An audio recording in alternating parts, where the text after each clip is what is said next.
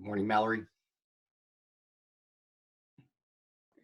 Good morning. You're early, I'm early. We'll let folks drift in.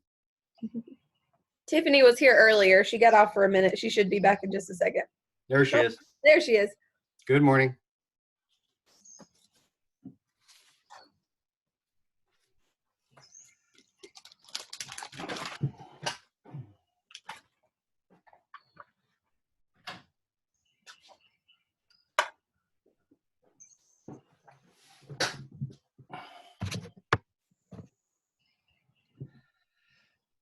Hello, Kelsey. Good morning, Tiffany. Morning. Mallory's coming and going.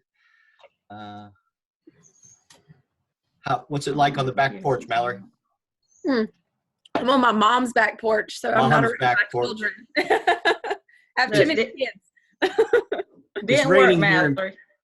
It's raining here in Pittsburgh. What's the weather like at Mom's? Oh, it's beautiful. It's like 55. It's supposed to get up to 80 today. It's gorgeous. So Nice. yeah. The rest of you are finding comfortable places to work today. People are still sleeping at my house. My granddaughter's a teenager who's likely to sleep as long as I let her. Thank you for being here for class this morning. Joyce is here.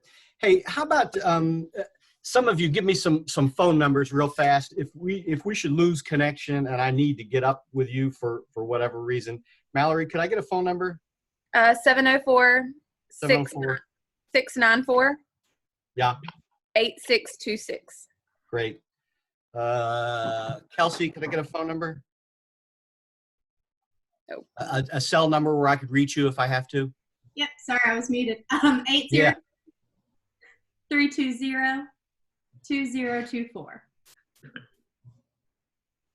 I'm sorry, what was the area code? 803. Oh, 803. Who else do I need a phone number for? Joyce, could I get a telephone number in case of disconnection and call on you on a cell number? Sure, 704 704 493 3644. Thank you. Who else? I need one from Pam. Can I get a phone number? I just joined 336-407-1949. 1949. Thanks. Tiffany, can I get a phone number? Yes. 336-926-1566. It was 1566. Yes. And thank you. I hope I don't need that. I was Zooming for a dissertation with a group on Thursday, and the dean had no audio, so I had to call him on his phone to connect the dean. So anyway, we'll try not to go there. 1, 2, 3, 4, 5, 6 so far. 2, 4, 6. Yeah. Amen. It's not quite 9 o'clock. Does anybody want to say hello to anybody else while we're just chit-chatting? Happy birthday, Mallory. Thank you. Hi, LaShonda, we can see you. Okay, Dr. Palermo, my number is 704 704 657 6638. 6638. Yes. Thank you. Mhm. 1, 2, 3, 4, 5, 6, 7, 8. That's everybody. 2, 4, 6, and who are we missing this morning? Shanda and Gail, right? Mhm. Yeah. Okay. Folks, pre-meeting here before we get started with everybody. Hello. Thank you for being here. How are y'all doing? Is everybody well? Yeah. Mm-hmm. Healthy? Yeah. Is everybody at home and isolated? Yes. Are some of you still going into school? Yes, Yes. Who's still going to school? I am. Tiffany, Shonda, Joyce. Yeah. So the district is still asking you to come in each school day? No? Yes. Yes. What's going on, Joyce? Joyce, unmute yourself, please. Joyce. I'm sorry. It just took me a minute to get back down there. Yeah. No, my school's a feeding site, so they carry food out the door to people. But also parents are still picking up Chromebooks as of Friday. But there's a gentleman that's worked here for a very, very long time, and he opened the building so I can sit in this room because my house is not conducive to this with a 2-year-old. Mallory, I don't know how you do it. I don't know. I'm at my mom's house. I'm not even at my house. My husband has all those. So. I'm like, I just cannot imagine that. We were going to be on my front porch. I was like, I don't know. Well, I'm glad that you could get to school and find a way to Zoom with us. Mallory, if it's mom's front porch, then great, good for you. It looks like Shanda may be having some technical difficulties, and she called me on my phone to tell me that. So that's a good thing.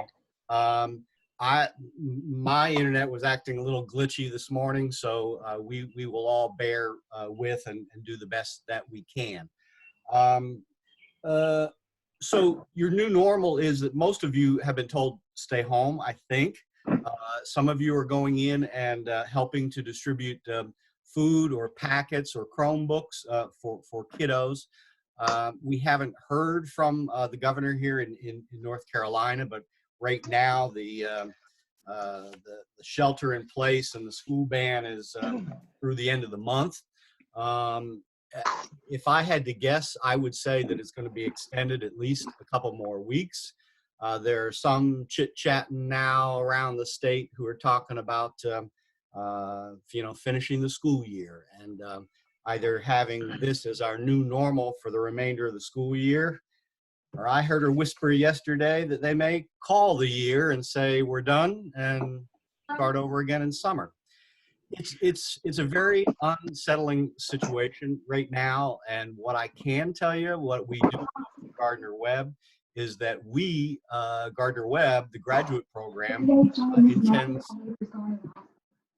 to finish out the semester. If by the way, if I'm droning on for a while and I'm going to talk for a while, mute yourself if you would, and then unmute and jump back in whenever you have something to say, please. Yeah, so this is the new normal, and I think, we have the expectation that you are able to find a solid technology connection and be able to read and to respond and to work online. So I think that we're going to be able to make the transition to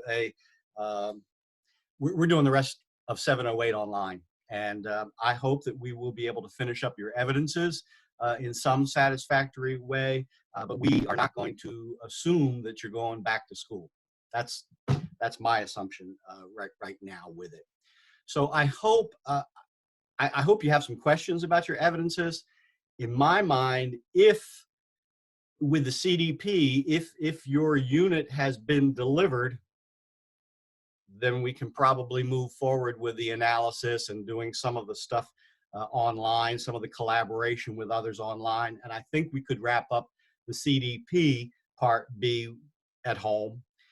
PLCP, asks for you to do an action plan. That there may be action steps that require being at school, and those would be difficult. If there are action steps from the PLCP that could be done, collaborating with your PLC online, if we can collaborate online, if we can set up meetings and have agendas and have analysis and do that online, I think it's possible to conclude the PLCPB at home. Some stuff is going to change, but I'm getting the word from the dean that we're not going to waive requirements, that we're not going to wholesale say you don't have to do your evidences.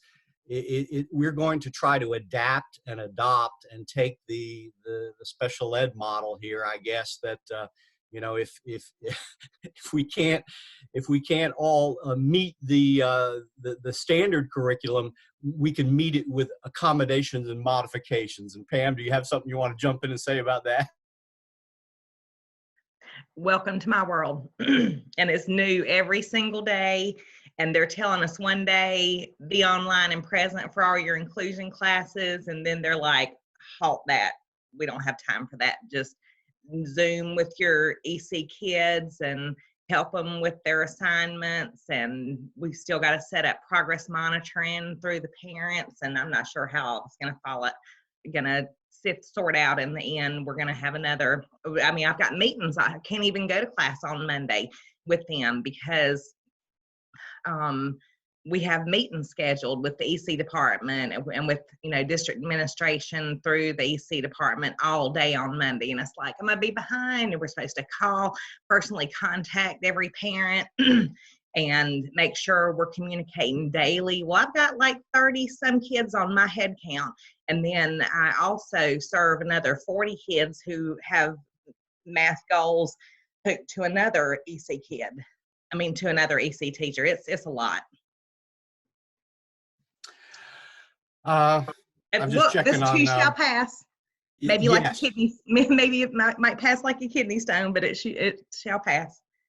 And in the meantime, just as you are, Pam, we're all going to need to be flexible. Oh yes. And adjust to a shifting reality. And yes, it shifts every day or every week. Every now. minute. Every minute. Okay. I have a question about the PLC. I have a question about the PLC. Yeah. Mine was focusing on data and data analysis and really incorporating those, the data protocols into our PLCs. That's what my whole evidence is on. And it was focused on common assessments, NC check-ins, and EOC data. We've done a couple of common assessments before we left, but our NC check-in was scheduled for Monday. So I'm not going to have any NC check-in data or EOC data now that those are canceled. So do I need to look at changing everything or just write about what's happened? Oh, you're muted. Thank you. I'm going to need some reminders. I hope that my answer to Mallory will be instructive or maybe help inform some of the others of you who have questions about your evidences too. If I understand you correctly, Mallory, you do have some common assessment data from some common assessments that you had done, and you don't have the opportunity to do the NC check-in. I would use the data that you have, write it up, and then respond that you were going to do the NC check-in and that due to pandemic, it didn't happen. My whole goal was based on the EOC data. So what kinds of conclusions do you think you could draw from the common formative assessment data you have? That's what I'm really struggling with because the common assessments are topic based. They weren't cumulative. So the NC check-ins and the EOC was going to be more of the cumulative data protocols that we were going to dive into. Our common assessments are based per unit. So it is a year-long class that I'm working through. So I have all first semester common assessments. I just don't have any of the cumulative data. So we were looking at increasing student proficiency and student growth. That was what my goal was focused on. And that was in math, is that correct? Yes. I think this would be a much richer project with the check-in and the EOC data, but we're going to have to go with the data that you got.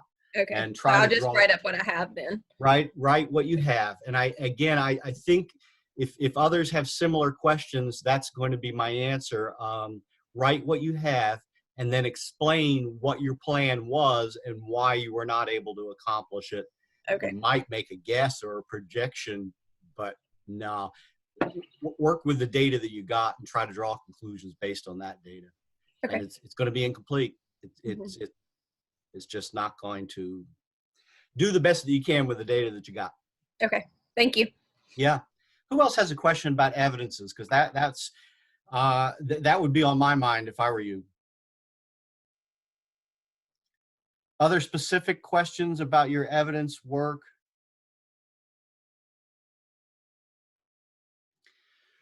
Well, then let me say this, and I'll go to the lesson plan in just a minute. But tomorrow afternoon, I had planned for y'all to do a peer review on your work in progress on the PLCP and the CDP.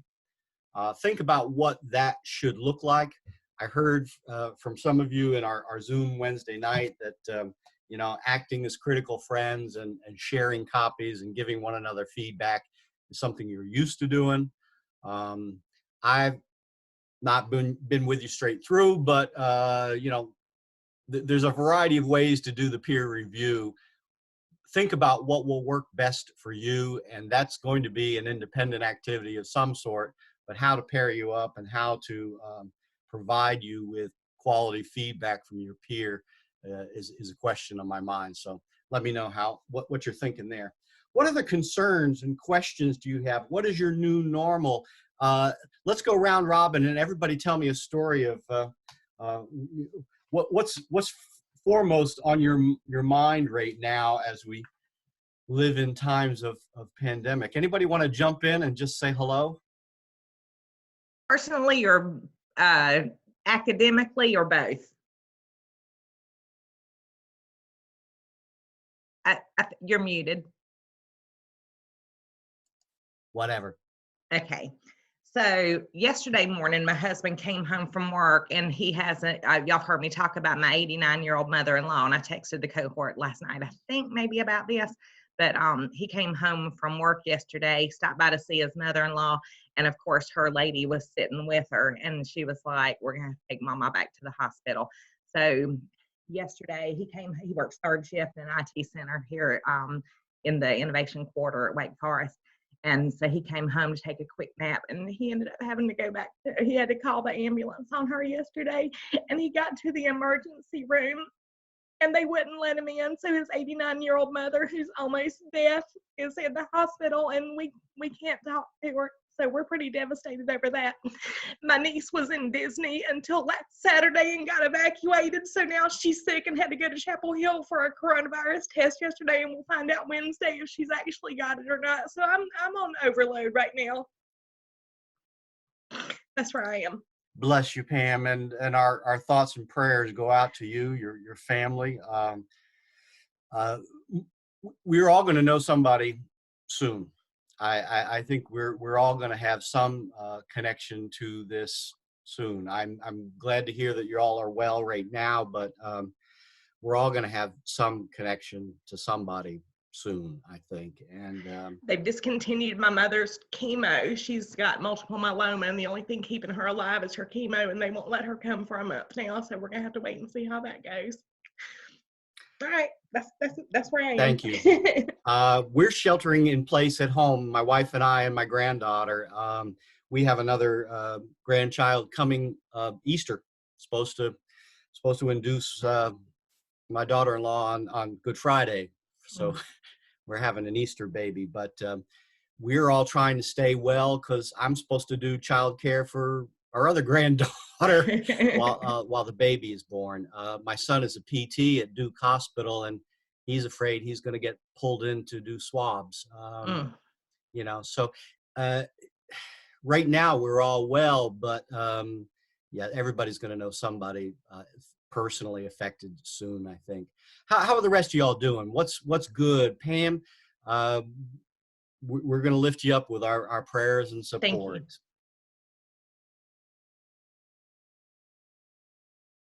Who else has a need or has a story to tell us?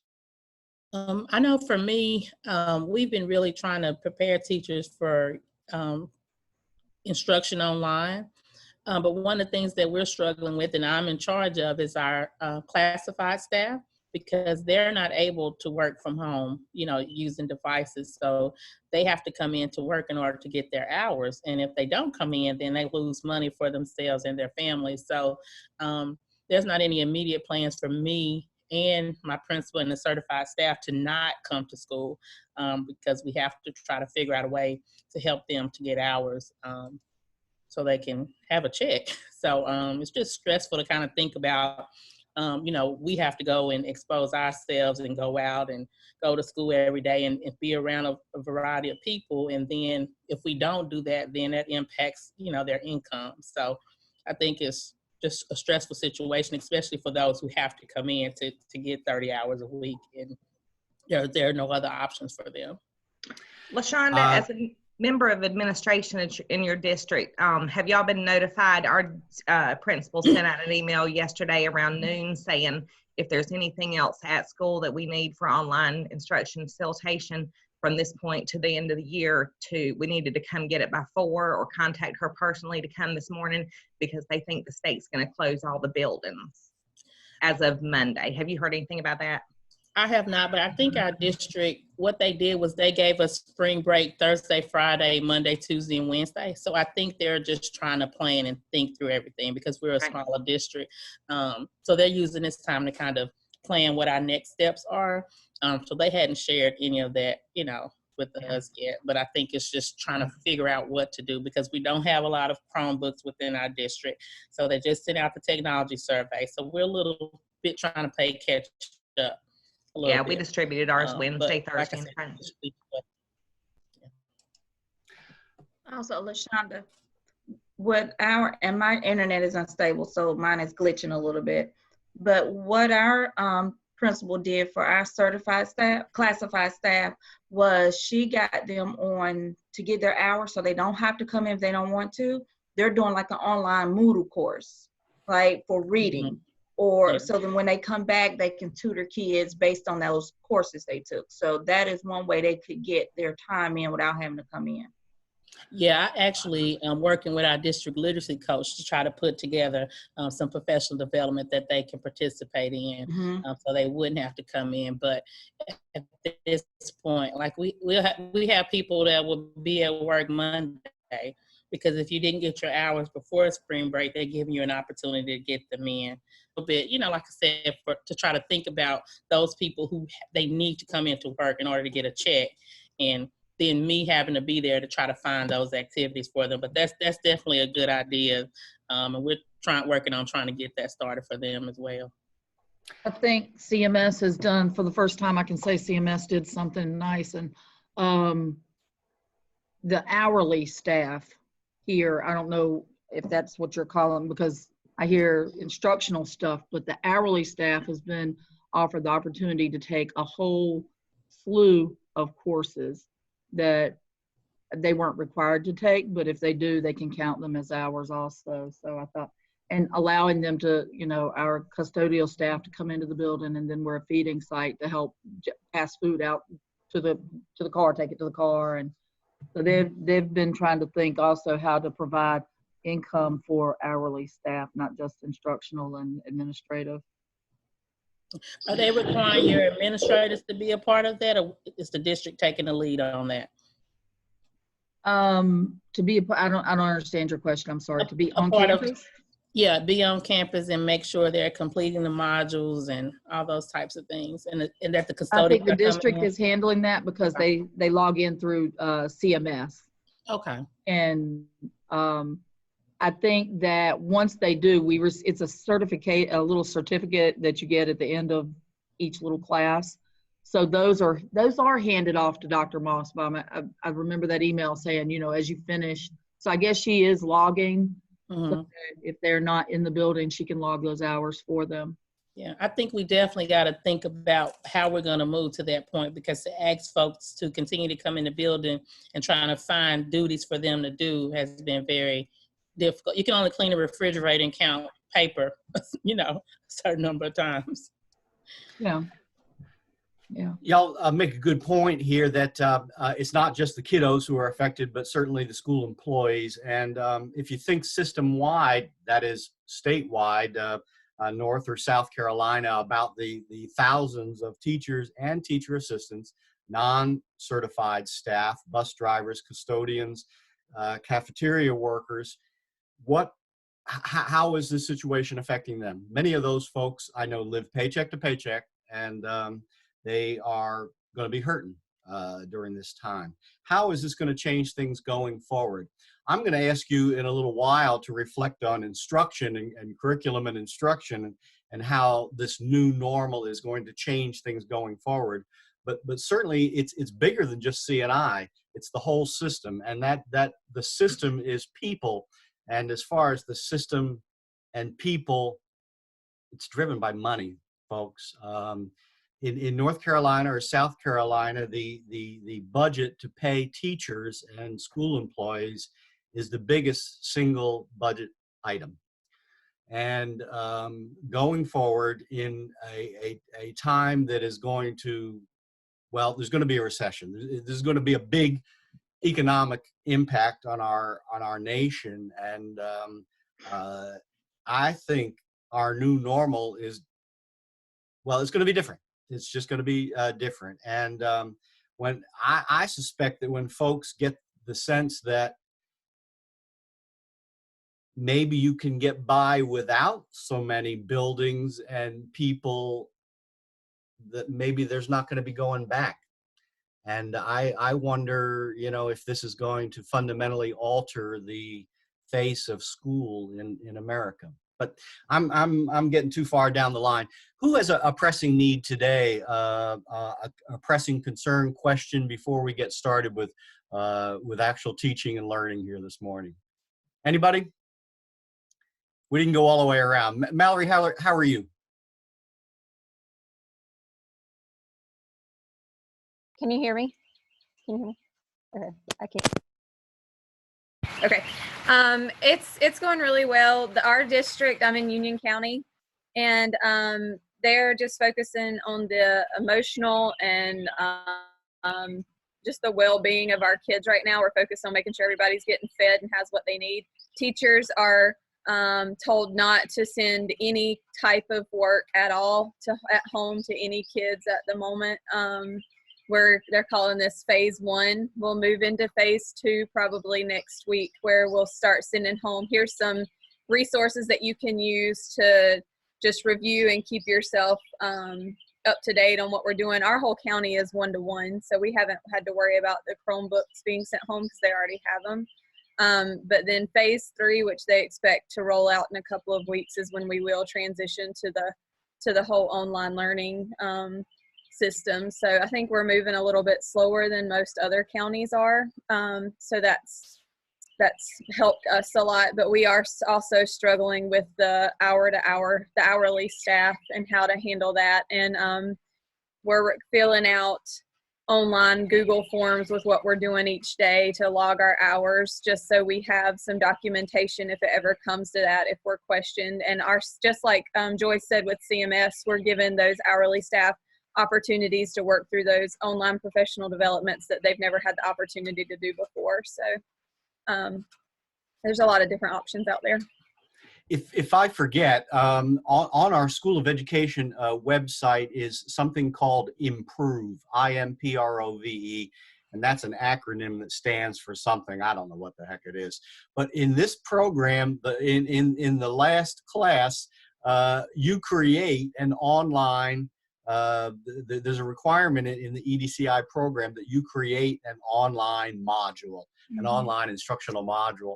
And then the best ones are cataloged in this site at the GWU School of Education called, it's Improve. And there's a bunch of them there.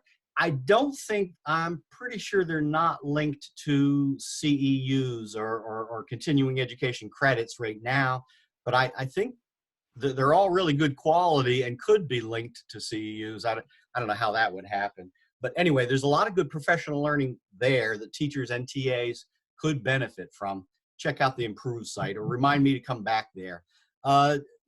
Joyce, how are you doing?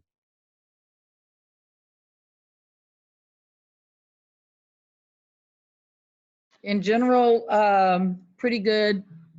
I'm an elective teacher though, and that teaches hands-on activities, hands-on. I mean, it's all inquiry learning.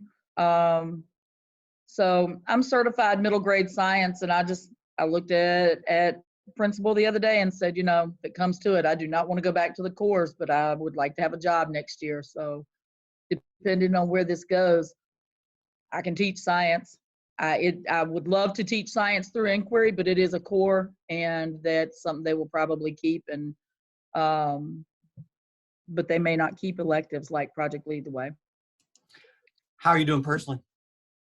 I'm okay. I've got the 2-year-old granddaughter living in the house, so I find it very strange that although we have closed K through 12, daycares are still open. She's not going, but daycares are still open in North Carolina,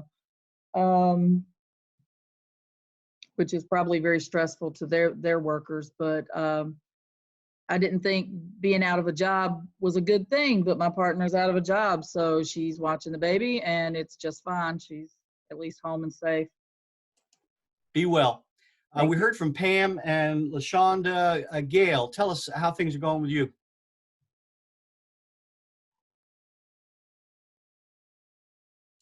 Hey, good morning, everyone. Hey, actually, Morning. our students, last Friday was a holiday for them. So the governor on Sunday, of course, said that, you know, no school for the next 2 weeks. So we went in Monday and we were required to put together 2-week lesson plans for the students. We are 1-to-1. We've been communicating. Our hours are 9 to 1 for students each day. And so we've been communicating with that. The one thing they've asked us not to do is Zoom with students. They don't want us to Zoom. Of course, I had set everything up to do that. And they said, no, let's not do that because someone may say something that they should not say. Students may not have Zoom etiquette. So that was something that we are not allowed to do. But email, Google Classroom, that's where our assignments are. We are expected to put in grades, review grades for these 2 weeks. Everything that we gave should have been review opportunities for the students. Basically, I've kind of been locked down since last week because I do have underlying health conditions. And also my parents, day-to-day have changed because I would check in on them every day. But now it's just phone calls, checking in. The children, I am doing homeschool. I call myself homeschooling as well. At this time, making sure that they're working 9 to 1. So that's a challenge. Sometimes doing my work and making sure that they are on task. You know, what are you doing now? I look downstairs, they're eating. They're eating me out of house and home. I'm like, I cannot believe this. They ate like 12 popsicles in one day. I was up here working. I'm like, y'all kidding me? 12 popsicles? But other than that, I'm hanging in there. I'm staying in, trying to be safe. Be well, Gail. Did we hear from Tiffany? Tiffany, tell us what's up. Kind of same with everybody saying.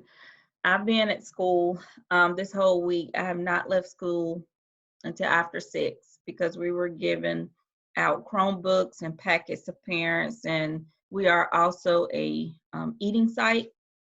So it's a lot going on, and we have rolled out, I know in St. Forsyth County, rolled out where you have to do your 2 weeks. We had to do 2 weeks of lessons for the kids and upload it. And I know middle school, a lot of middle schools already been using Power School the way they were supposed to. Well, our elementary school has not been using Power School and e-learning throughout the year. So this is brand new and stressful to the teachers, trying to upload lessons. And so also as an instructor, I still have to do my PLTs through Zoom while we're out. And the county has said that, Pam, I don't know if you heard this, but the administrators has to meet twice a week with the staff. So everybody, it's like the accountability piece is kind of stressing people out because they're making you accountable for things that you're like not clueless about. And then you're concerned with your family, your well-being, but it's like you can't even get into that mental state because you're still having to do so much school stuff. And Luckily, I'm sorry, go ahead.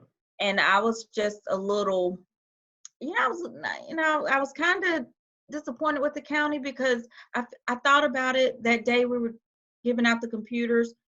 Those teachers, who were giving them out, we were exposed to over hundreds of parents we tried to have our protocol with parents. We had everything spread out. We only let a certain amount in at a certain time, but still I felt like we're not doing what we're supposed to do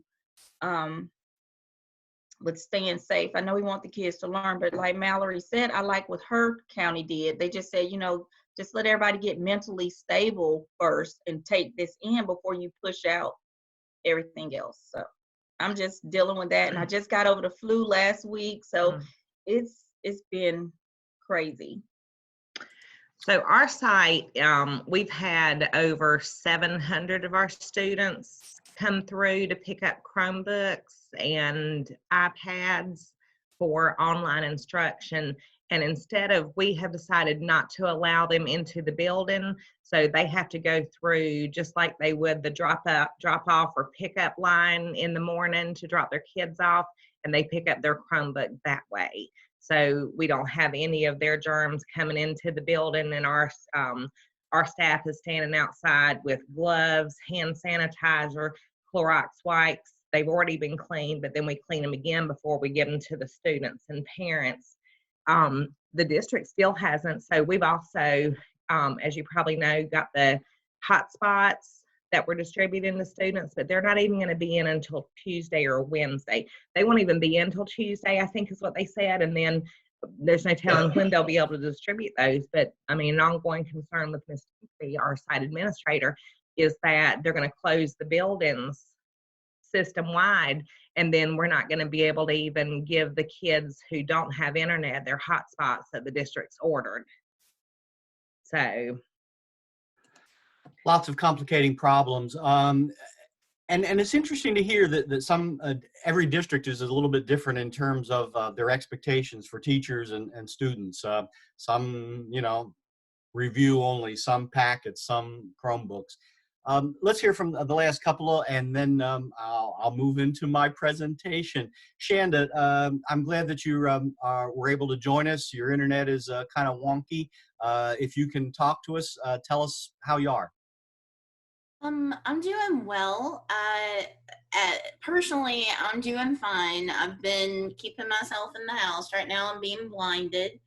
But I do have a neighbor, so I have a backup laptop, so nothing, hopefully nothing should keep me out the rest of this weekend. My school, or my district rather, is doing, I really think they're doing the best they can. And I honestly, I'm not always in favor of the way my district runs, but I think in this case, they have been as fair as possible. We all went to school this Monday, and all teachers, all faculty and staff went to school this Monday and handed out Chromebooks. It was really left up to the teachers what they were comfortable with, because we have everything from first years to what used to be the Terry plan. So everybody's kind of been given the freedom to do what they feel comfortable with. So some of them have packets and online check-ins. I'm totally online. Gail, I was shocked to hear that you're not allowed to use Zoom. We're all flexing and patting each other on the back because we are using Zoom. So it's just sort of, like you said, Dr. Palermo, it's interesting. Like, we have been told, originally we had no instruction, and then we were hearing some people being told you cannot do any review, learning must continue. And then other people were told you cannot teach anything new, it must all be review. And it's just been a really interesting thing. I would say the thing that has scared me the most has been that we were also sent an email on Thursday telling us to go into SE Lead. That's our State Department's website for where we put in our teacher evaluations, like SLOs and stuff like that, and go ahead and sign off. We've already been given a pass for this year. So that's a little bit scary to me as far as, are we even going to go back? So that's where I am. Interesting. And I think Kelsey is the only other one that we hadn't heard from. Good morning, Kelsey. Tell us what's up. Good morning. So we have a similar situation in Spartanburg 1, and I have the unique opportunity to be teaching 7th through 12th grade at 2 different schools, so I get 2 different things of information every day. Where I'm honestly, based off the emails I've received from admins separately for both sites, don't think we're going back. we just had to, we're supposed to leave for New York on Tuesday for our field trip that of course is canceled. And so we're trying to figure out if we're postponing it or not, or if we're just canceling. And in an email with our high school principal, he goes, I don't think we'll be back before August. So that's my fear as someone like Joyce who teaches a very hands-on, very in-person, face-to-face type subject. Right now, I've been doing a lot of hyperdocs with design because that is one of our standards we have to cover. So my kids are learning about costume design and Greek history and everything we can do that's not performance right now. Overall, it's been, I mean, it's stressful, but we're getting through. I'm lucky that I live by myself, so I don't have to worry about anyone else bringing in germs or anything like that. I'm the only contagion type person in my world, so it's good. And yet I think that could be lonely, and loneliness is going to be a problem in the future. Well, thank you for sharing that. And this is really going to test the creativity of some of us as teachers.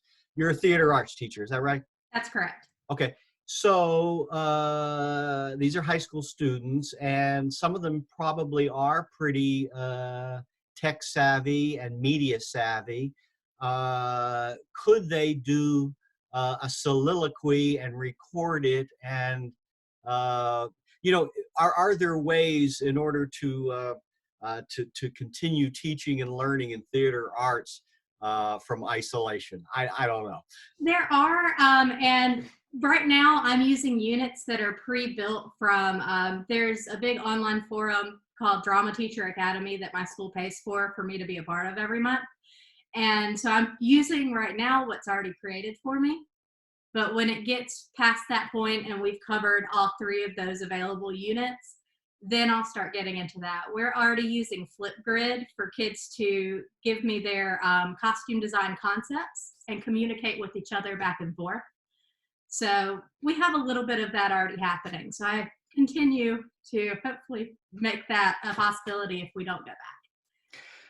All of you are going to be tested again for your creativity. I think again that in districts there's a whole again a lot of variation in terms of the experience that teachers have with technology.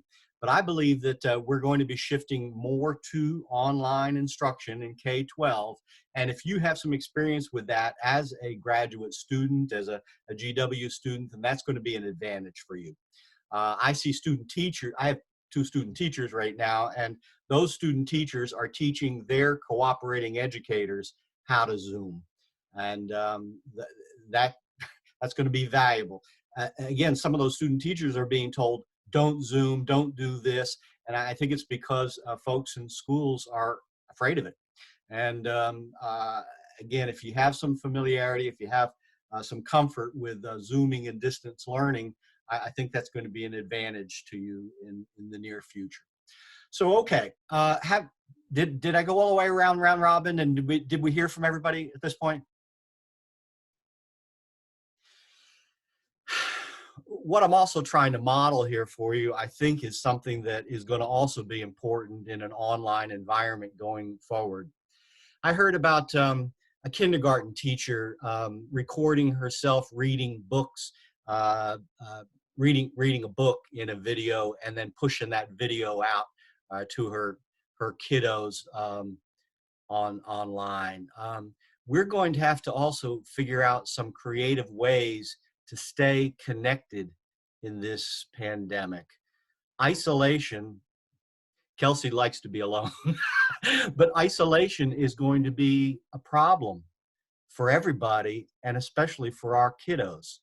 And finding creative ways to reach out to them, tell them how important they are, and to encourage them to continue learning is pretty important. So we're getting to see all of Gail's kiddos and folks at her place. Anybody else? I put a sign on my door saying class is in session, so I don't think I'll see my granddaughter. But I want to make sure that we're staying in touch, and this is going to be more important than any of the course content. Okay, going forward, be well. Are you ready for me to jump into my mess?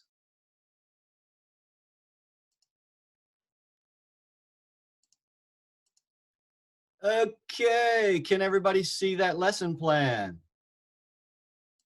Everybody who can't see that.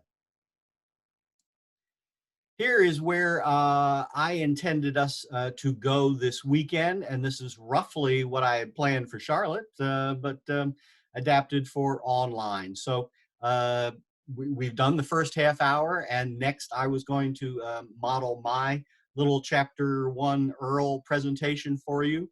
Hopefully keep it to 30 minutes, maybe less, and then debrief it with the rubric afterwards. The rest of today, and I want to make sure that I'm building in breaks here, but remember that one of the norms is misery is optional, so get up and go to the bathroom or get your drink of water whenever you need it. After I do my little presentation, then I have a WebEx activity to do with the Hattie website, and that was going to take us with about an hour on that web quest. That was going to take us up to lunch. After lunch, I would like to schedule 4 presentations. Again, those should be 30-minute PowerPoints or however you have structured your presentation. And I was simply going to march through Earl, chapter 2 and 3, chapters 4 and 5, 6 and 7.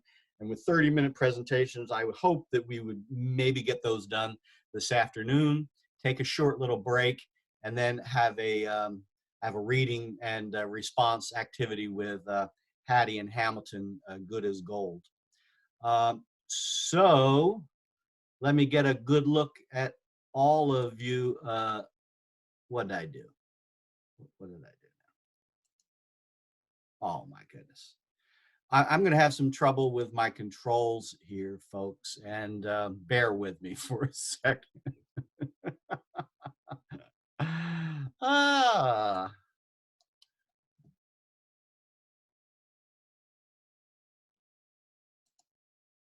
Okay. Can you see the lesson plan again? Please chime in whenever I'm screwing up and either you can't hear me or you can't see what I'm doing. Thank you. That's today. Tomorrow we will start at 9:30. I was going to spare you my devotional and say that you should pray with your family at home over breakfast and coffee and then join us at 9:30. Tomorrow morning, I have scheduled the rest of the presentations, 9:30 to 11:30, chapters 8, 9, 10, and 11.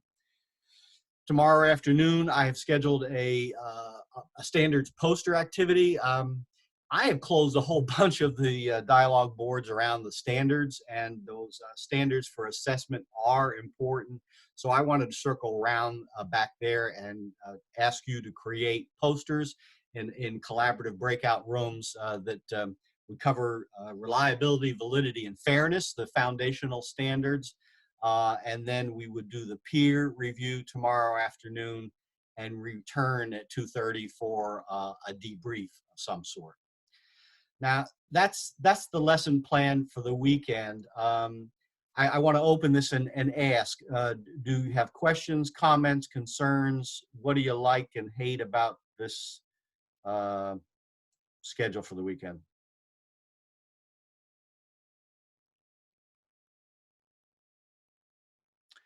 Going once, twice, 3 times, any objections to the schedule as written?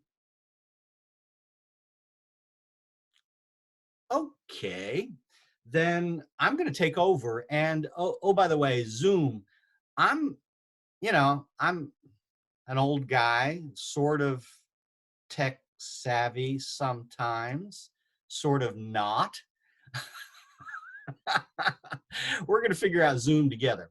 I think I have figured out breakout rooms. And so later I'm going to assign you to some breakout rooms during during my presentation. We're going to go into 3 little breakout rooms with 2 or 3 of you together at a time. You'll talk in the breakout room. By the way, if you're prompted on your screen to join a breakout room, please join it. And then I can control, I can pop into and out of breakout rooms. And anyway, I'm going to practice that stuff. And if you all have done breakout rooms already, then you're more experienced than Dr. Palermo with this stuff. The other thing that I'm going to practice today is sharing my desktop. And I hope I can do that. No, you can't see these controls, but there are controls that will allow me to manage participants. And when it's time for LaShonda to do her presentation, then I'm going to turn the desktop controls over to LaShonda. And she will be the host for that meeting. And then she should be able to share her desktop and her presentation with you. At the end of her presentation, she'll turn the control back over to me as host, and then I will start with whoever's next. Who is after LaShonda? Tiffany. So that's the way we will play that game, and it may take us a little bit of practice to get good at that. LaShonda, have you ever shared hosting in Zoom? No, sir, I have not. So I'm a little bit nervous. We're going to figure it out together. Okay. We're going to figure it out together. Who in the class would you say who is the Zoom expert? Is there a Zoom expert in the room?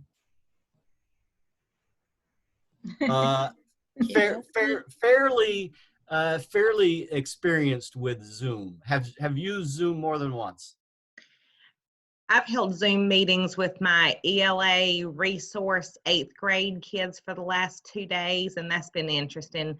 Just teaching them what's appropriate, what's not appropriate, and that was some of the concerns for some of the people, some of the districts that we're representing.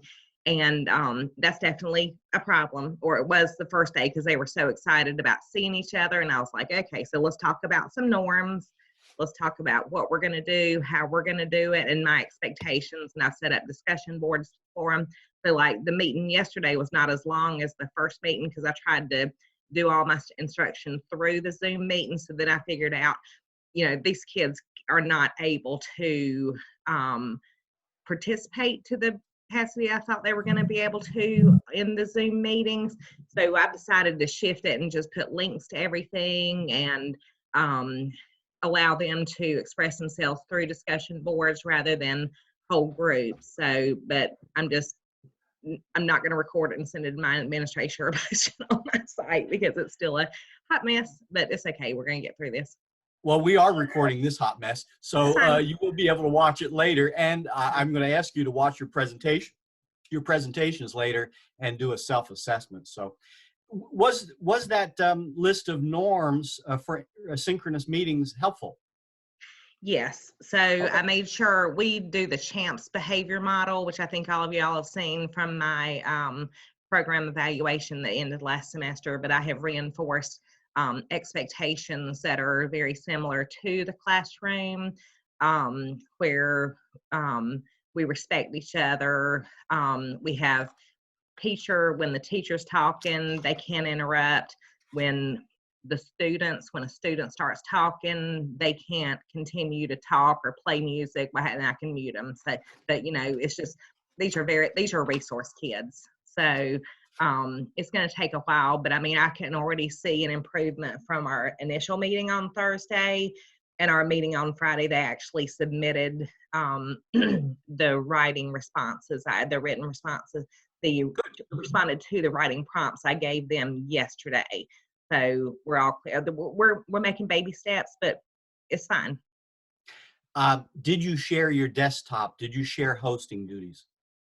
I didn't share hosting, but I shared my desktop and showed them how to access things on there, like the discussion board, because they were like, where's the discussion board? We can't find it. So I actually showed them and they were like, oh, we see now. Like you, I've done a lot of one-way Zooms, but sharing desktops. If there was anybody who has an experience with that, I'd ask them to go first. LaShonda, we're gonna figure it out together. We'll I don't mind going first. I don't have any experience, but I don't mind. I'm ready to get this out of the way. Joyce wants to go first. I LaShonda, don't would care. you switch chapters with her and Don't let switch her go chapters, first? just switch places because I'm not ready for chapter 1 or 2 or 3 or 4 or whatever she's got. We just switch places. Yes, I think the chapters are pretty much interchangeable, and, so we'll do that. LaShonda, does that ease your anxiety at all? Not at all, because I still have to present. Do you want Joyce to go first? Yes or no? Yeah, she can go first. That's fine. All right. Okay. After me, it'll be Joyce then, and I was hoping to have somebody who has had experience sharing the desktop, but that's okay. We can flip the buttons until we figure it out. Yeah, it's 9:50. Do y'all need a break before I work you for 30 minutes? Are we good? Okay. Here's Jim's desktop.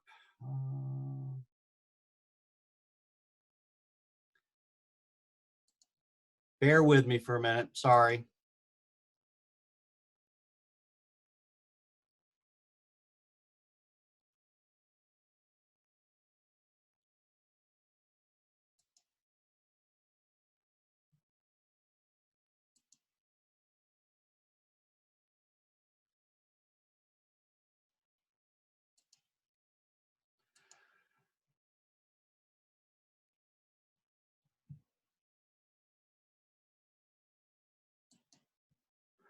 Okay.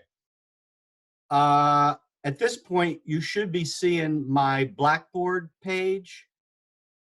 And I am on, I went to the third weekend tab on the left, right?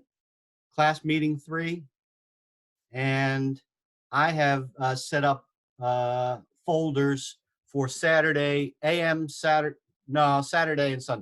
I set up folders for Saturday and Sunday.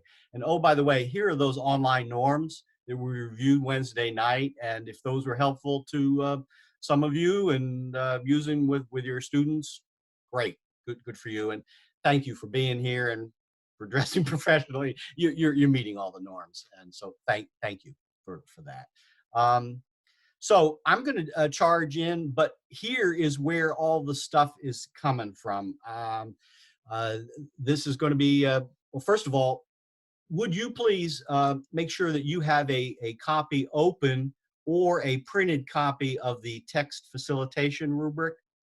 You remember, this is the rubric that we created together. Kelsey so kindly typed it up for us. And can you see that rubric? Yes? Do I have it correct? Okay. So you remember that we did this rubric together, and we worked on timeliness. It should be 30 minutes, more or less, a little bit. That the organization should explicitly state what the objectives are for the 30-minute presentation, that they should be tied to the TLMS. I went back and put those in mine because I didn't have them. That it should extend knowledge. The idea was to take a little idea from Earl and extend it somehow. So I'm going to explain in mine how I just took one idea from that chapter and tried to extend it somewhat. And yes, this is professional learning, so it's TLMS standard number 1, professional development, professional learning. I hope that I'm going to be able to use Zoom well and use breakout rooms, as well as using video and some audio and some other stuff. And I hope I don't have any errors in my APA, but we'll see. So either have the rubric open so that you can look at the rubric when I'm doing my presentation, or I printed out a couple of copies of the rubric, and I'm going to try to self-assess myself and then assess you using the rubric. I don't think that we will do a debrief after every session, but I'm going to do a debrief after my session. And okay, what else is here? I'm going to be using a video of John Lennon singing Imagine. Okay, The video is before most of you were born, but this is a hippie from my youth. And then, anyway, it speaks to me for a reason. The lyrics are here if you want to come back and look at the lyrics. Otherwise, everything is self-contained in my little presentation, and you should have a rubric open to take a look at it. Are we ready? Speak now or forever hold your peace if you're not ready. How, oh my goodness, what am I doing here? Oh no.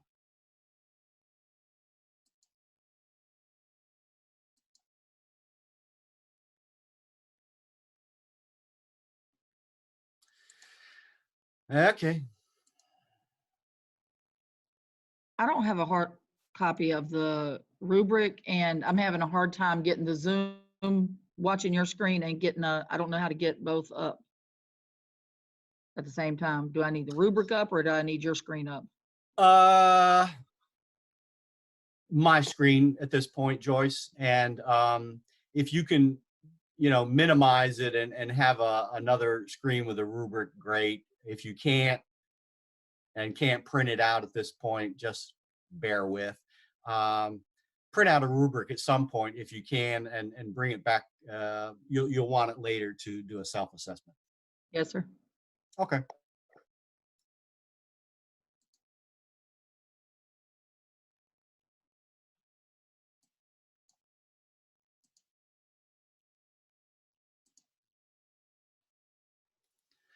Okay. Start the clock. Palermo's finally ready. Start the clock. Assessment for Learning is our text here by Lorna Earle.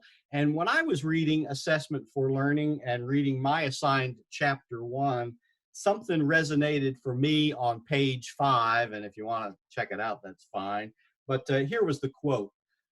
The education world has changed. And oh, by the way, I created this PowerPoint 2 weeks ago or 3 weeks ago, right after our last class, and kind of before pandemic, when it was sort of on the horizon but hadn't happened yet. So the world has changed. Well, I was thinking pre-pandemic, but maybe, anyway, the world has really changed. And teachers and administrators are caught in the middle of what are conflicting and countervailing demands. Yeah, sometimes the demands are send something home, don't review, do review. It is time for educators to decide what we believe education is for and what role assessment will play. Anyway, that was the quote that started me off thinking, what future do we want for our children? And those are, in fact, the questions that Lorna Earle poses on page 5. She's quoting somebody named Hedley Beer, an Australian researcher, about possible futures, probable futures, and preferred futures. So anyway, whoops. For this little 30-second thingy, I wanted to ask you, what is education for? What role should assessment play in education? And to think about your vision of the future. And the whole point of this 30-minute collaboration is to develop it's PD. It's to develop you as a professional in your thinking about teaching and learning. So there's my lesson objective. So here's what I want y'all to do. I want you to imagine a perfectly terrible future. Maybe it's happening right now, but I have a sort of scary little video for you to watch, and let's see if it'll play and the stuff will, or do I have to cut and paste this to a new window? Ah!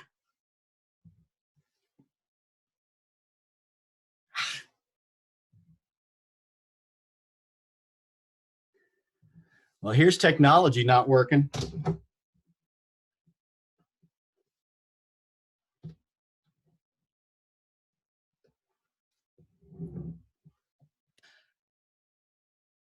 Watch the video.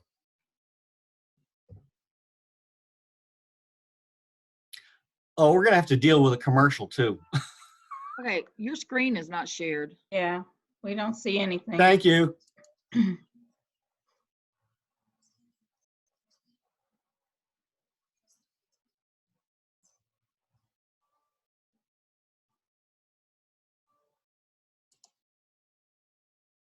How about now? Can you see it? Yes.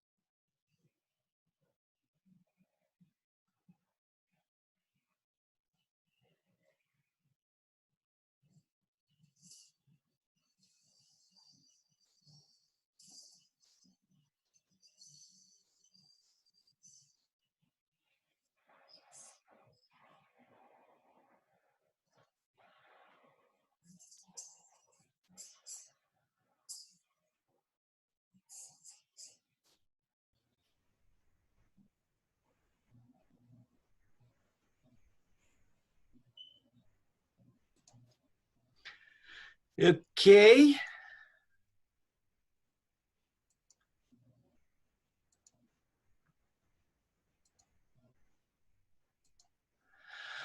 Okay. That was an interesting video. Can you see? Can you hear me?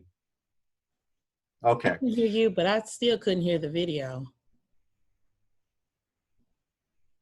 Okay. Did anybody else see the video? Yes? Hear it? Saw it, didn't We hear saw it. it, but we couldn't hear it. See, Could not hear it. volume. Oh, Lordy. Okay. I'll try to do better on the next one. We'll see. A dystopian future where machines are ruling the world.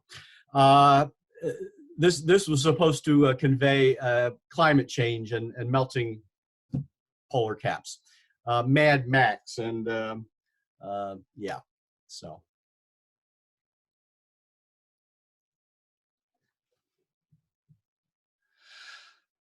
here's what I want to try to do, and we'll see if this part will work. Everybody can hear me, right? Yeah? Okay. I want you to think silently about the question, what is my idea of a terrible future world? And think about it for just a minute, but then write on a tablet or write on a scratch piece of paper. Take 3 minutes and jot down your picture of a perfectly terrible world. And I'm going to set my stopwatch to go for 3, and I will stop you in 3. And then I'm going to break you into breakout rooms where you're going to share your ideas. So go.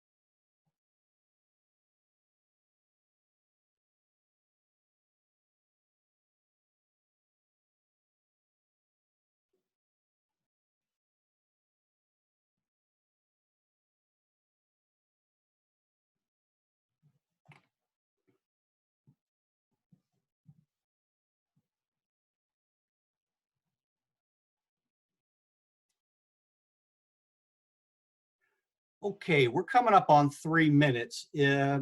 Try to wrap up your last thoughts and then join a breakout room and share your perfectly terrible world view with your colleagues in your breakout room.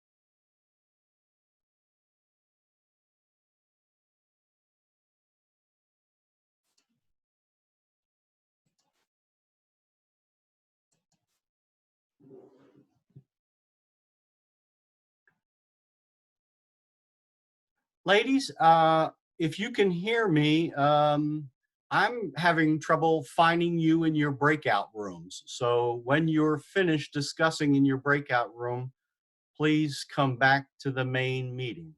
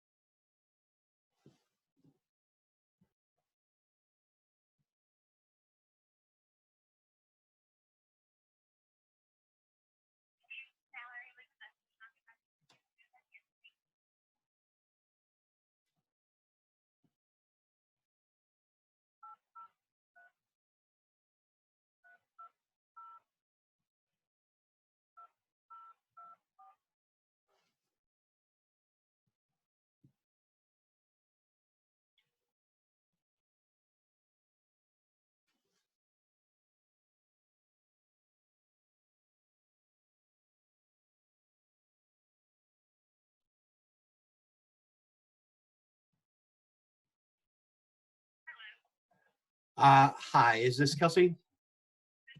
Jim Palermo. I've screwed up somewhere. I put you in breakout rooms and I can't get you back. Is there some button on your computer to like exit the breakout room, return? Leave, everybody should leave the breakout room and return to the main meeting, please. Thank you. Thank you.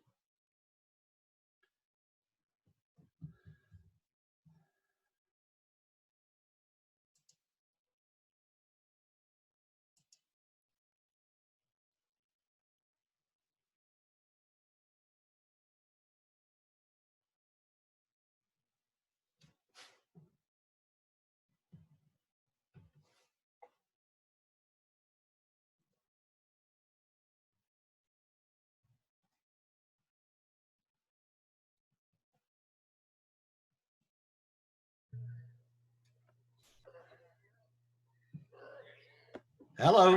Texting them now. Thank you very much. We were having trouble breaking out of the breakout room. We had a little time session. It was kind of fun. Well, I meant to join you for those, and I messed up here somewhere, so my mistake. It's new technology. So I had to watch a video on breakout rooms last night because a few people had texted me asking if I knew. Uh-huh. So that's the only way I do. Well, I got it to work yesterday, but I'm not sure what I'm doing wrong today, so we'll figure it out. Hey, we're all learning. It's all good. But y'all did get into the breakout rooms and were able to talk to one another. Yeah, so Yeah. we had a good chat. Okay, good. Perfectly And- terrible. I you see think, Mike? 1, 2, 3, 4, 1, 2, 3 back. So once you're in the breakout room, there's another button that says return to main meeting or exit breakout or. It's on the bottom right where the leave meeting is on the regular screen, and it says leave breakout room, and then you have an option to either leave the chat or go back to the main meeting. Okay. I texted everyone, but no one's responded yet, so I'm not sure if they're looking at their phones or not. Right. Okay. I wonder if I put it in the chat, if they'll see that. Sorry, we didn't know we had to leave it. We thought we would be pulled back. Sorry. And, I'm having technical difficulties on my end, and I thought I could pull you back, and I'm not sure why I did not or was not able to do that. Oh, maybe I did it in participants. I do want to be the host. Okay. 1, 2, 3. Are we all back? 1, 2, 3, 4, 5, 6. No, not quite. Okay.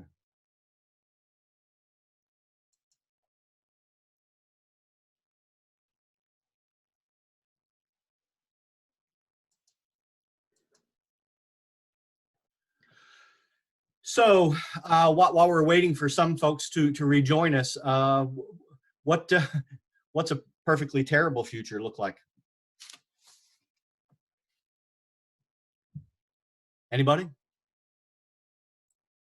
I was interested in how similar all of ours were.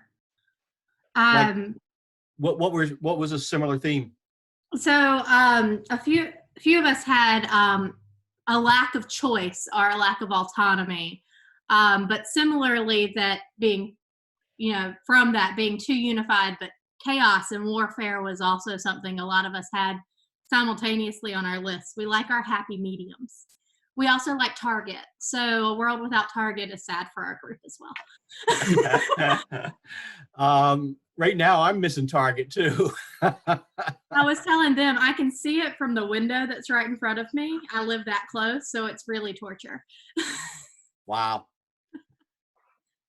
We talked a lot about just uncertainty and the idea of being stuck online and not having that personal communication or that personal touch. Like that would be really hard. Not having any control over whether they show up, whether they complete assignments. We're getting conflicting communication from different principals and districts about whether these assignments should be graded and put into the grade book. Some are saying just review, don't go on to new stuff. Others are saying keep on with instruction, have your grades imported straight to your grade book and keep on going.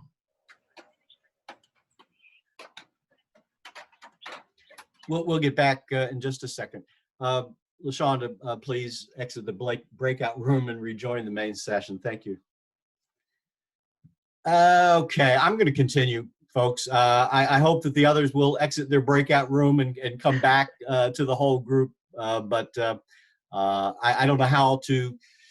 I'm getting voicemails, and I don't know how to get folks back. Any suggestions? Kelsey's already texted out to our group chat for everybody too, so they should be coming back. All right. Let me see if I can move us along. Okay. Can we see my perfectly wonderful world screen there? Oh, where's Eden? Bambi? Yeah, okay. And we'll see if this video will work.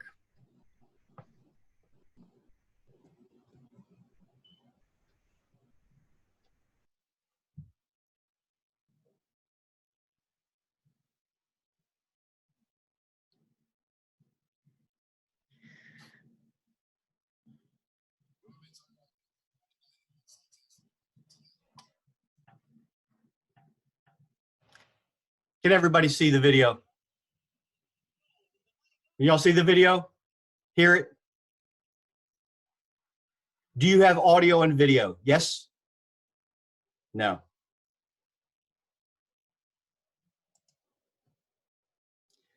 Do you have video? No. No video, no audio. We just have the PowerPoint right now. All right.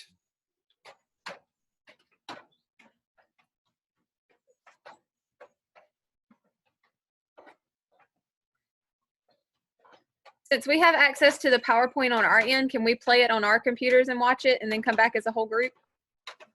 Yes, but let me try it here first.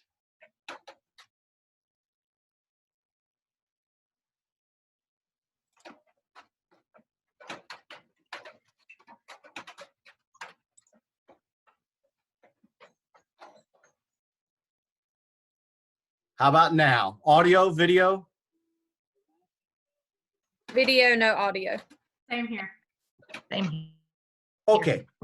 If you'll go to the Blackboard site and cut and paste, or I guess it's in the, I'm sorry, it's in the PowerPoint, cut and paste John Lennon into a new window, and it's a 3-minute video of Imagine. Would you watch that and then come back, please?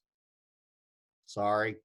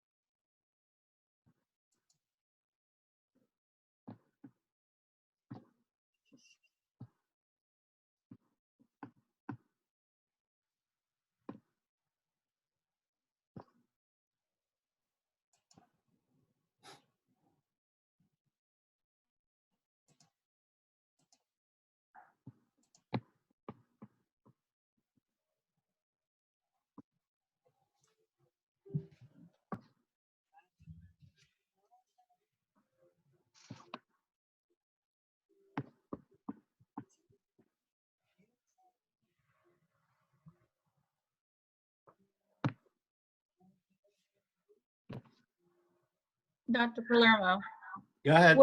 where's the video again? Like, where is it online? Like, on which, under the class section, where's the clip, the URL?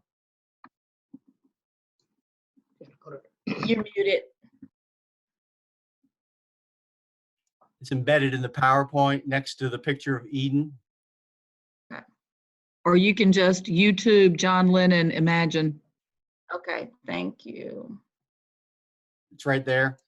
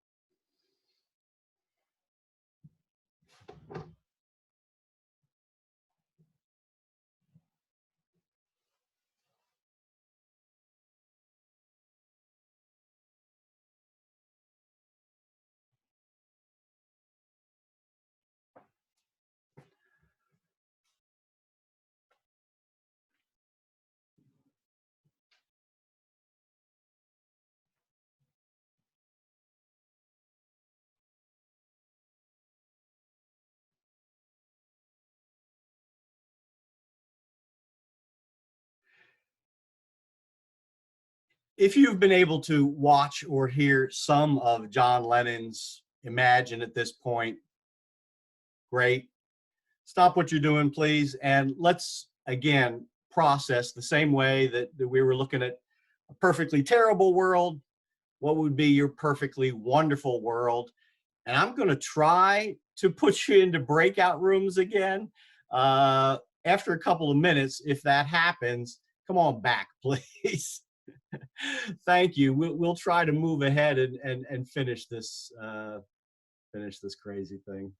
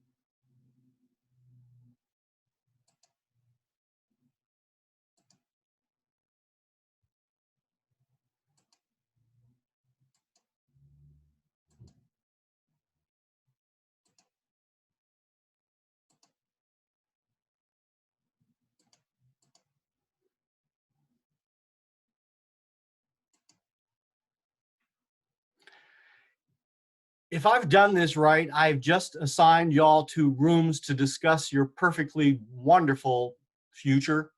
Please spend a couple of minutes discussing in your breakout room and then rejoin us. Somehow I had turned control of the hosting over to Joyce. I think I've gotten it back now. I hope I'll be able to control the rest of the presentation for you. I don't know. Spend a minute in your breakout rooms discussing your perfectly wonderful future, please, and then rejoin us, please.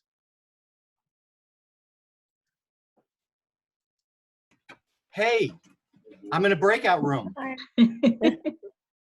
Wow, okay. I'm starting to get this, but I really messed up last time, and somehow instead of joining a breakout room, I turned the control to Joyce. Sorry. So what's your idea of a perfectly wonderful future? I kind of did before when we did the terrible future world. I did like a combination of like from conflict to compromising. And LaShonda thought it was kind of interesting how I did it. But in terms of that, I kind of went from a world that conflict to collaboration and problem solving, less government, more options for schools, different jobs. And I did that when I did the terrible world, because I went from terrible to what I saw as a positive world. So you jumped ahead and you were getting to the part two before you got before I did. But what's your perfectly wonderful world, Tiffany or Gail or Mallory? Like Gail was saying, it's the collaborative part. It's not so much having the problems, but being able to collaborate together to come up with solutions, um, to work together. Because Right. you know, you're gonna always have problems just living, but it's how we solve the problems. I think will be in a perfect world, and not going with like when Miguel said government, I thought about not what's going to make the most money or, you know, handle big businesses, but what's going to be best for society as a whole. And Let's, also, instead of thinking of your own country or your own circumstance, see how everything, every decision we make goes globally. Just like this epidemic we have now, this is something that's global, and we have to start thinking globally together. I agree. Collaboration, thinking globally, and I'm going to leave the breakout room and see if I can manage to get in and out of another room. Carry on for another minute, please, and then rejoin the full group. Mallory.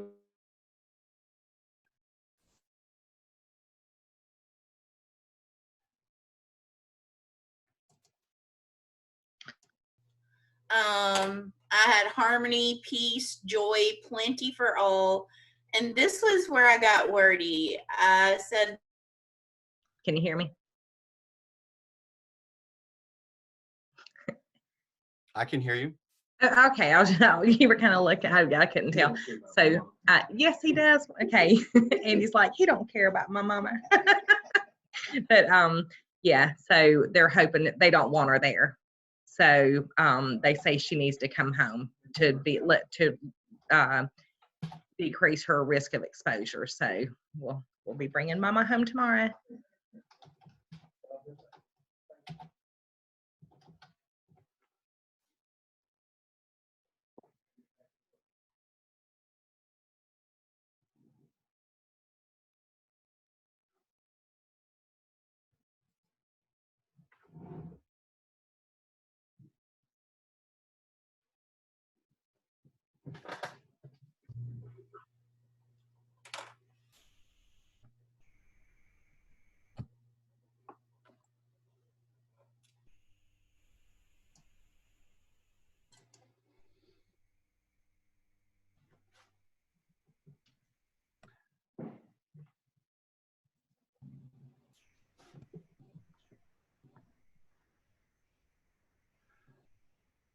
Okay, I was able to pop in and out of a couple of breakout rooms, so I think I'm getting that now.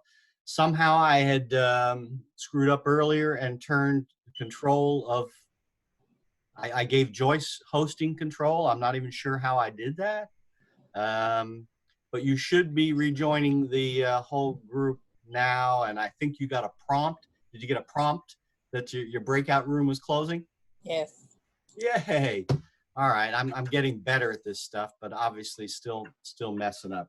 So we've thought a little bit about a terrible world. We thought a little bit about a perfectly wonderful world. Are you seeing my desktop again? The PowerPoint? We are. Good.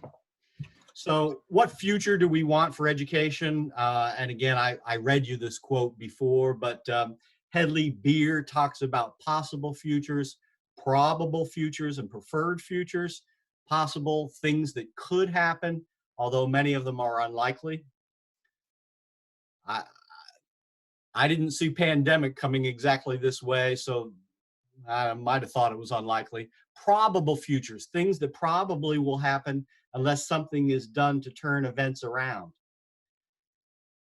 Probably we will be out of school for the rest of the year. I wouldn't have thought about that for the near future months. And preferred futures, things that you would prefer to happen better than not. So what's the probable near future of public education in the United States? Again, I wrote this question thinking prior to pandemic about charter schools, about public education, and I honestly did not incorporate pandemic planning into this thought. But What's the near future of public education in the United States? Think about your preferred future and current possible future states. Probable near future, I would say for the next few months, it's probably we're not going to be in schools with in buildings with kids. What might be done to move toward our preferred future? Anyway, let's talk in general and perhaps as a whole group. I'm not going to risk putting you in rooms and losing you again. What do you think is going to happen in the near future, either in the next couple of months or the next few years? Jump in.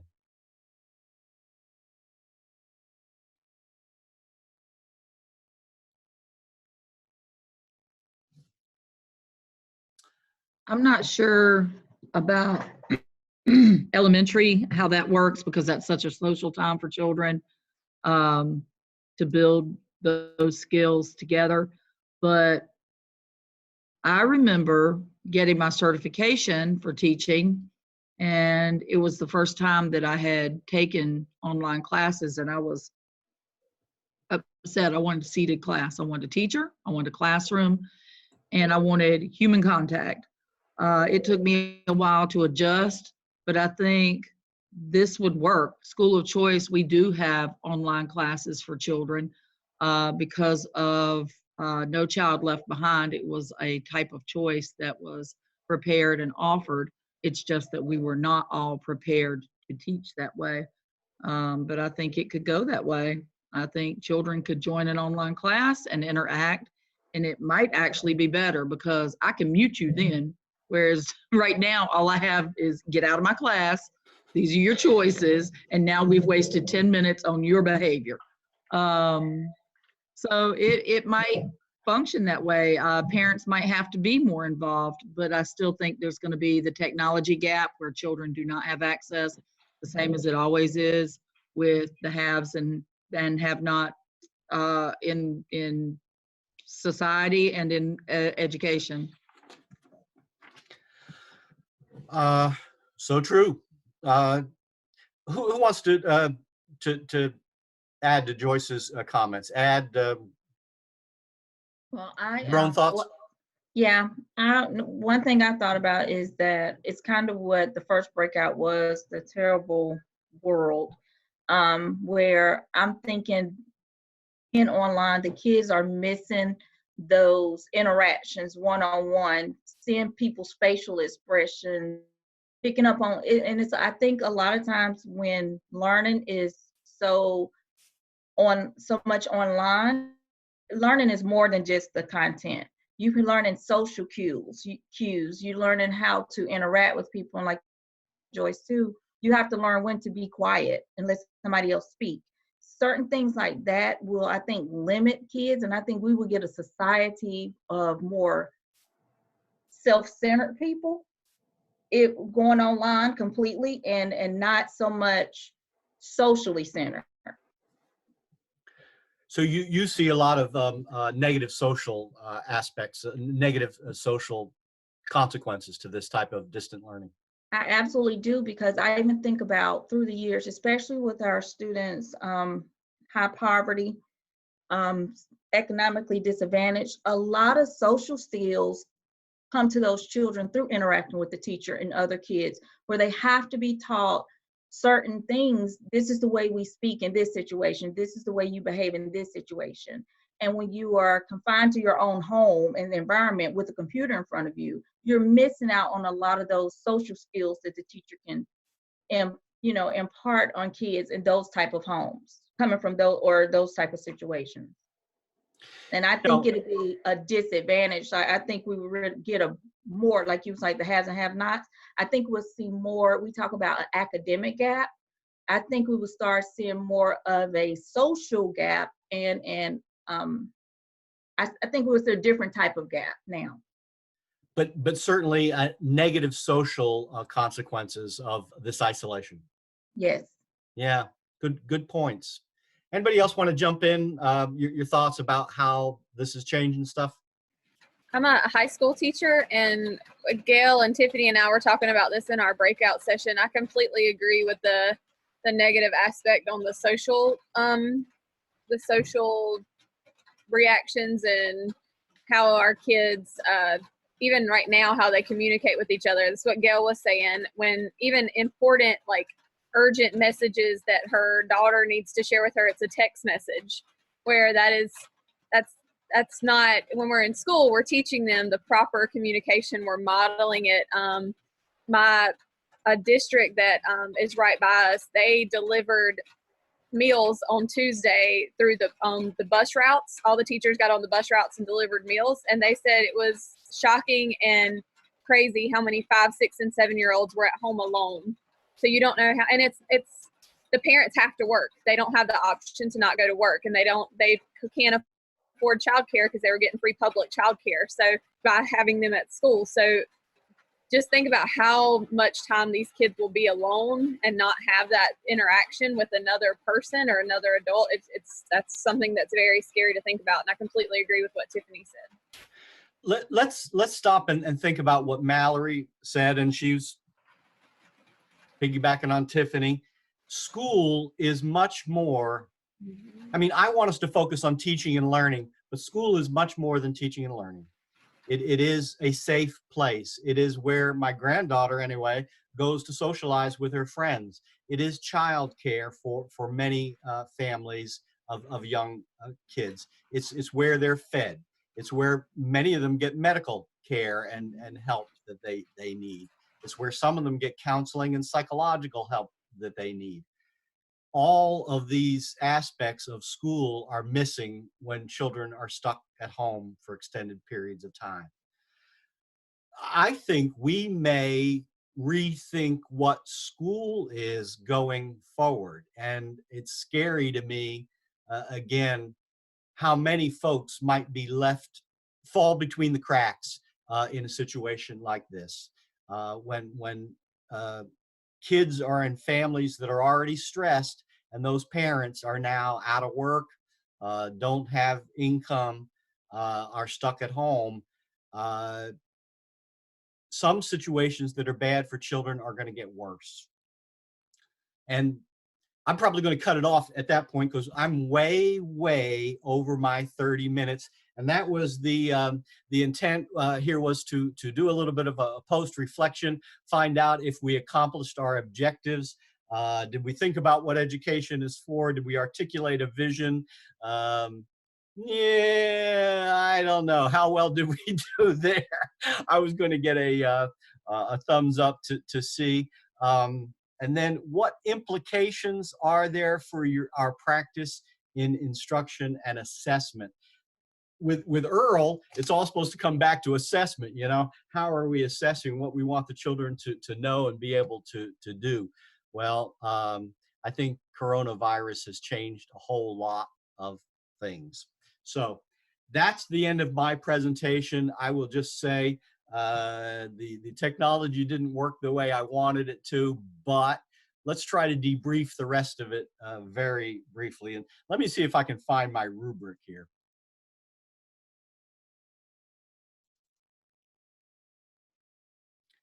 Okay. Can you all see the rubric? Yes? Okay.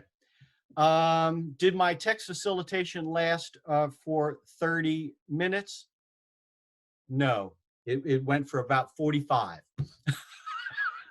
I flunked on the first part. Were the objectives stated? Yeah, I think so, because I went back and put them in.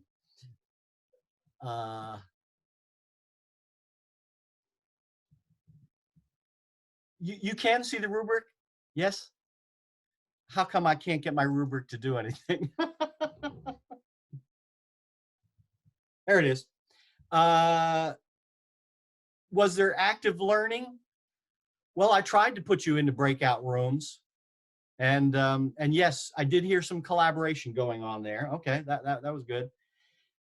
I flunked on technology. I had set that up and I had practiced it on my desktop, but for whatever reason, when the videos, when I clicked on the videos and tried to show them to you in YouTube, what I'm hearing was that you weren't seeing the audio, or you weren't seeing the video and weren't hearing the audio. Is that right? Is that correct? so I flunked on technology, right? Yeah, I think I don't know how I could have done that better. Embedding, no, I did try to embed the videos in the PowerPoint, and again, it worked when I practiced it, but on my desktop and not on yours. So if you're showing us videos, it might have to be in a separate window somehow. Does anybody understand why those audio videos didn't work? And we're doctoral students, and you're a tenured professor at Gardner Webb University. Can you imagine how these students and teachers are feeling across North Carolina, across the United States today? That's the way Yes. we're all feeling. Yes. And I understand that Zoom is offering free accounts to educators, and that's a really nice thing. But yeah, if we're struggling to get up to speed with how to use this technology, yeah, I'm not the only idiot out here, I guess. On the Tenured, tech by the way, aspect, not sorry, tenured. I was gonna answer your question about the volume and things. Not knowing what your computer setup is, my only thought is if you have like external speakers plugged up to your desktop, if that's where it's channeling the sound through instead, and that's why we couldn't hear it. Because No, I haven't. I don't have any, but that's a thought. Okay, so anyway, if I were self-assessing myself on this rubric, I did not do well on technology, and I did not do well on time. I think I have it set up to engage you and I had some lesson objectives. Whether we met the lesson objectives or not, I don't know. But anyway, that was my attempt. And I guess if I mess up, then I'm giving you permission to mess up too. But let's see. Let me see if I can get back to the lesson plan. Okay. Are we back to the lesson plan? Can you see that? Okay.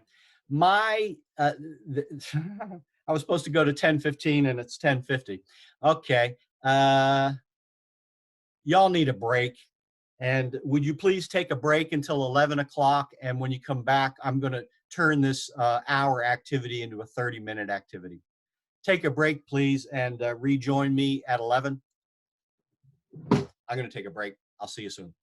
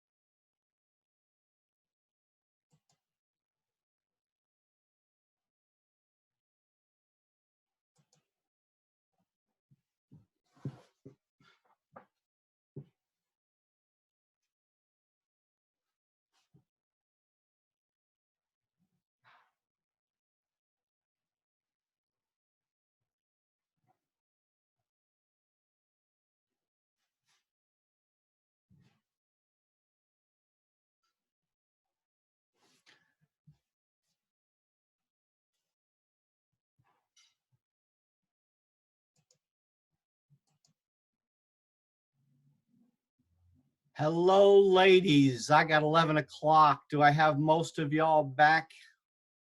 1, 2, 3, 4. Okay. Give me a thumbs up if you can see my lesson plan. Great. We are going to take a 1-hour web quest activity that was meant to run from 10:30 to 11:30 and shorten it to a 30-minute activity that is now going to run to 11:30. I am still committed to 11:30 to 1 o'clock break for lunch and reconvening and starting with some candidate presentations at 1. And if I heard it right, Joyce, did you volunteer to jump in at 1? Yeah, 1 o'clock. Okay, great. Thank you for that, Joyce. And here simply is what I want y'all to do for the next 30 minutes. In Blackboard, I'm going to go to Blackboard.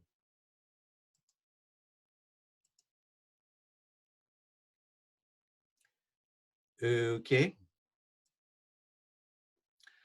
Now you should see something that looks, give me a thumbs up if you can see that Blackboard. Cool. Okay, we're going to use this web quest activity. So you will need to open this one document, the web quest activity, and I want to make sure I can show that to you. It should look like this. Everybody see the web quest activity? And again, instead of 1 hour, this is now going to be 30 minutes. So I'm going to show you the web quest site in just a second. You're going to do a search of this site and ask in particular, how does being out of school change teaching and learning in our current situation? What research and instruction could be helpful to you or to your school now? Find one best practice, a research article, an author, or a theme to explore further. You're not going to have much time to explore it right now, but just identify that topic that you want to explore. And then talk in a small breakout room in groups about your assigned strategy. So you're going to spend probably about 10 minutes looking through the Visible Learning website, finding a strategy or an idea that could help in terms of online learning or service learning or things at home, and then talk about it in your group and then report out at the end. So I'm going to a new share here, which is the Hattie website. Oops, what did I do?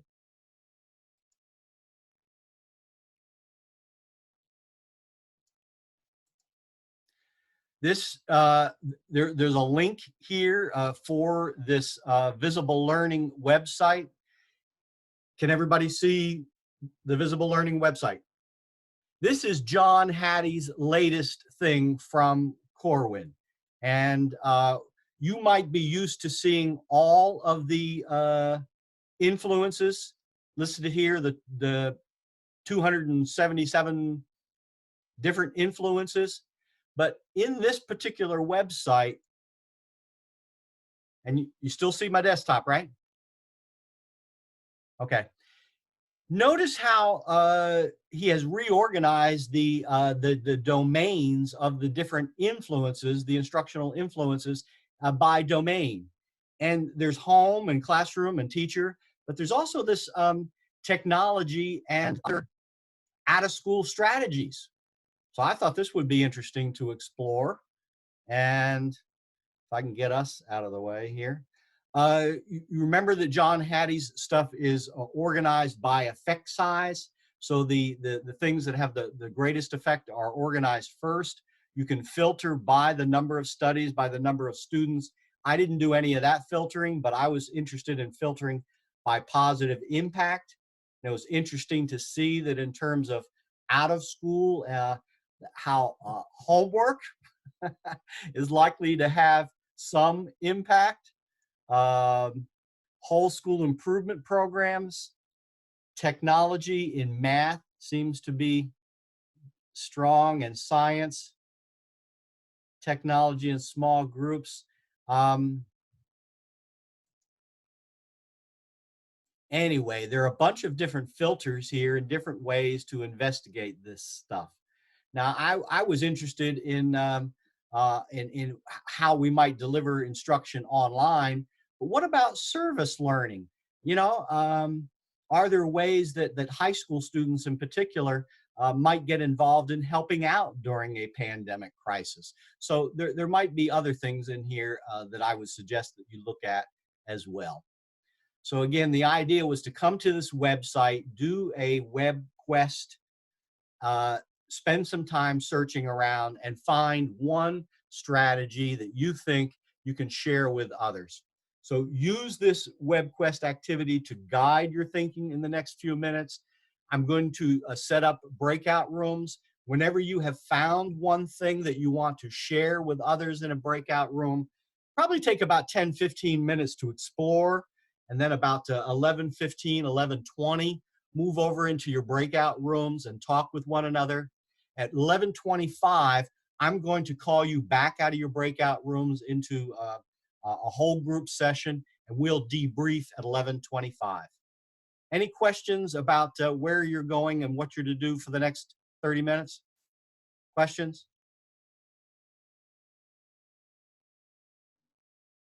And the ladies who have not, yeah, everybody's back. Okay, so go to town and do a web quest, do some exploring in the John Hattie Visible Learning website, find some strategy that you think might be helpful in this crazy time and share it with your pals. And I'll pop in later. Thank you. I'm going to set up the breakout rooms.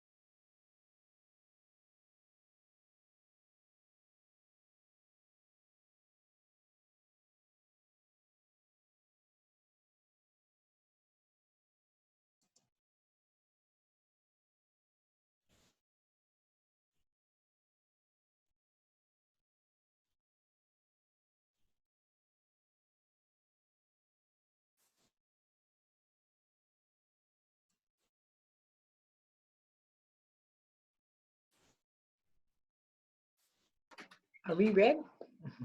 I'm ready if you are. Oh, yeah, I'm ready. Who's the math teacher? Is it you, Mallory? Yes. Did you look at anything connected to math in the instructional strategies? Yes, I did. What did you find? Well, correct me if I'm wrong. Isn't 0.4 Hattie's like point where he says that's going to be an effective growth? That's moving in the gold standard range. Yeah, anything positive, but 0.4, 0.5, yeah. Okay. I did see that the technology with, I looked at a lot of things, but technology with high school students is a 0.3, and then technology and math was a 0.33. So they're very similar. What I found very interesting was that FaceTime and social media has a negative effect. Yes. Yeah. Yeah. You noticed that. Yeah, That is that was very surprising because we are all about wanting to meet our kids face to face, but that could probably be a huge distraction also. Like, oh, look what that teacher's wearing today, or they don't look like that. I just feel like, I think that really shocked me that we are so social media heavy. My county is really social media heavy, and to see that it's a negative effect is very surprising. So. Or one of my takeaways might be that if we're talking about student achievement and negative effect sizes, FaceTime or social media is a negative thing, but maybe we ought to be using or encouraging students to use that as a way to reach out and reduce social isolation. True. So maybe we set aside this 15 minutes is for FaceTime and for fun. Now we're going to do math for an hour, Right. But anyway, yeah, I'm going to pop out, but that's exactly the kind of stuff that I'm thinking, if you can learn something and share that with others and say, Hattie, who has done this meta-analysis on effect size of student achievement, blah, blah, blah. This is a good thing. This is not a good thing. There you go. That's a great takeaway. Carry on, ladies. Thank you.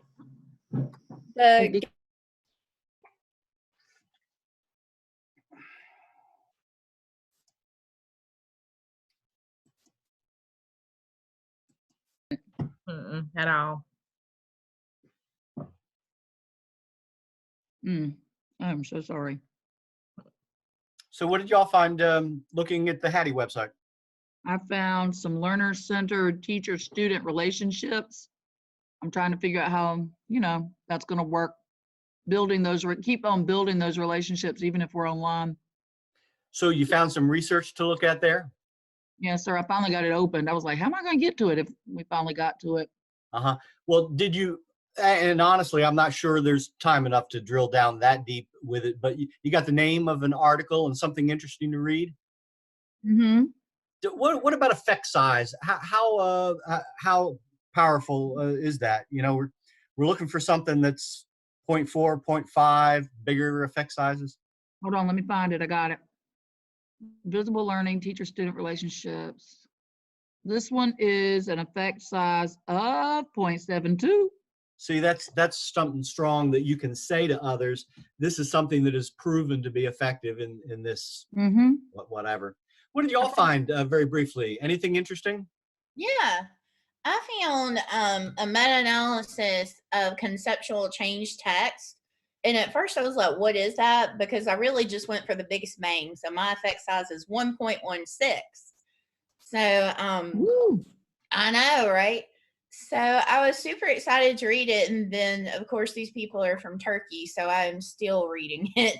Okay. But when I've drilled down to what I think I understand is they're talking about this, and this is huge for a lot of us dealing with children who come from high poverty situations, is that children come to schools with some concepts that are just inaccurate.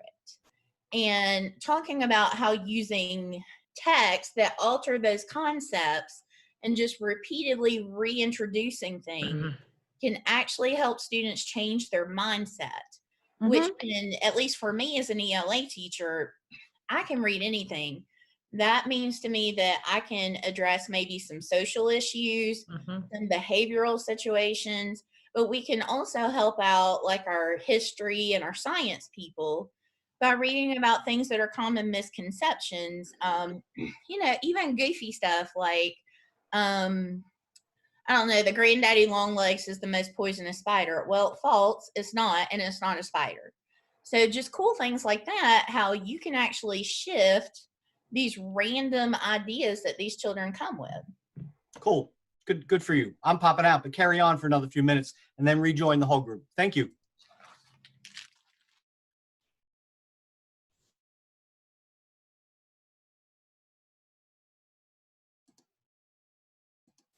Call that forces us to kind of think about or reflect on how we're delivering instruction. So Absolutely. And I think as many walkthrough videos as you can have or help the teachers with on the back end is really going to help them to be able to deliver this, especially thinking that it's going to go long term. We had an email from our middle school principal yesterday that said, if you're not familiar with Zoom, you should get familiar with it. We may need to use it. And I just responded, reply all, which I hate when people do that. But I was like, if you have any questions, please ask me. I use Zoom regularly. yeah, I Because started to call you out as a Zoom expert, but I didn't want to do that this week. I'm glad you didn't, because I'm not supposed to present till tomorrow, and I still have some stuff I need to finish up. So thank you. But yeah, I think we hit some great points. Do you want to share out when we go back to the group? Sure. I'll volunteer.